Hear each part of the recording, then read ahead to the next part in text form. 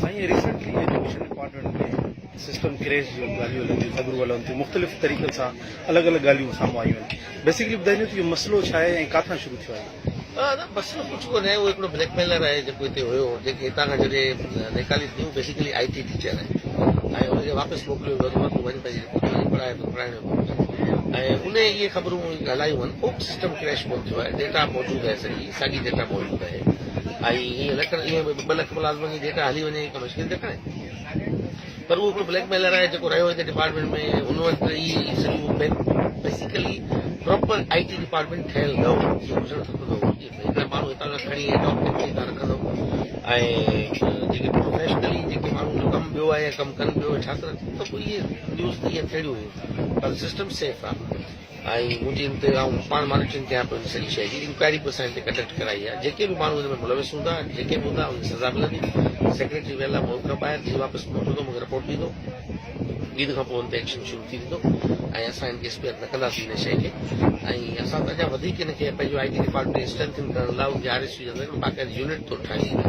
त जीअं मुस्तकिल जेके शयूं आहिनि उहे बहितर नमूने सां ऐं कॉन्क्रीट थी ऑपरेट करे सघनि सर इहो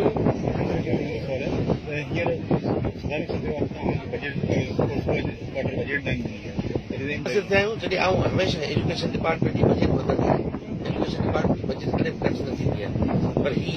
नओं पाकिस्तान ठाहिण वारनि जेके आया आहिनि टैक्स कलेक्शन आहे कोन फेडरल ट्रांसफर्स मां पैसा असांखे ईंदा आहिनि फेडरल डिविजिबल पूल मां जेके NFC तहत तय थियल शेयर आहे उहो हर महीने किस्त जी शिकिल में ईंदो आहे 55 अरब हर महीने मिलंदा आहिनि ऐं उन में जेकॾहिं 20-25 अरब हर महीने खोट जा ईंदा असांजो डायरेक्ट इम्पैक्ट पघारनि ते पवे थो वञे हींअर सिंध गवर्नमेंट पंहिंजे वसीलनि मञा पघारूं त पूरियूं कयूं पर उनजो सिधो सो नुक़सानु इहो थियो स्कूलूं कोन ठही सघियूं मरमत कोन थी फर्नीचर कोन थी सघियो चइनि क्वार्टर्स जे बजाए 2 क्वार्टर आया जेके स्कीमूं जून में कंप्लीट थियणियूं हुयूं उहे अॻे साल न हलियूं वयूं त डेफिनेटली मुंहिंजो त लक जी ॻाल्हि आयासीं अहिड़े टाइम ते जॾहिं पंहिंजो क्राइसिस जे फेज़ में आहियूं ऐं प्रेशर सोसाइटी जो आहे उनखां रियलाइज़ कयां थो एक्सपेक्टेशन माण्हुनि जी तवक़ुआत थी उनखे बि रियलाइज़ कयां थो पर असां होपफुली जेको असांजे वस में जेतिरो बहितर शयूं करण जूं हूंदियूं बिल्कुलु कंदासीं अच्छा साईं एजुकेशन डिपार्टमेंट जे हवाले सां नो डाउट तव्हांजो जेको वर्क आहे वाक़ई नज़र बि अचे पर इन मसइले ते हिकिड़ो ॿियो बि इशू थियो 2 लख समथिंग 88,000 आइडियूं उन्हनि जो बि चवनि था त उन्हनि में बि काफ़ी आइडियूं जेके जेके 200 मास्टर बि आहिनि ऐं इन सां गॾोगॾु जेको आहे त स्कूलनि जे हवाले सां बि चवनि था जेको रिकॉर्ड या सेमिस कोड या उहे बि मिसिंग थी आहिनि न का बि शइ मिसिंग कोन थी आहे हर शइ मौजूदु आहे असां नई प्रोफाइलिंग करे छॾी आहे डिपार्टमेंट पंहिंजी जेका RSU कई आहे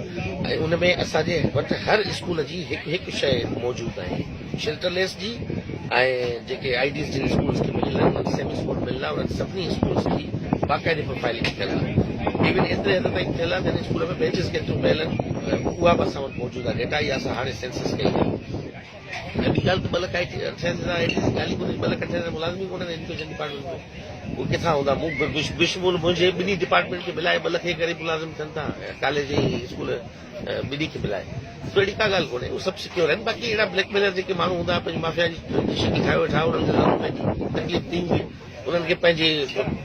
फेस करणो पवंदो उन्हनि खे बि थैंक यू फेस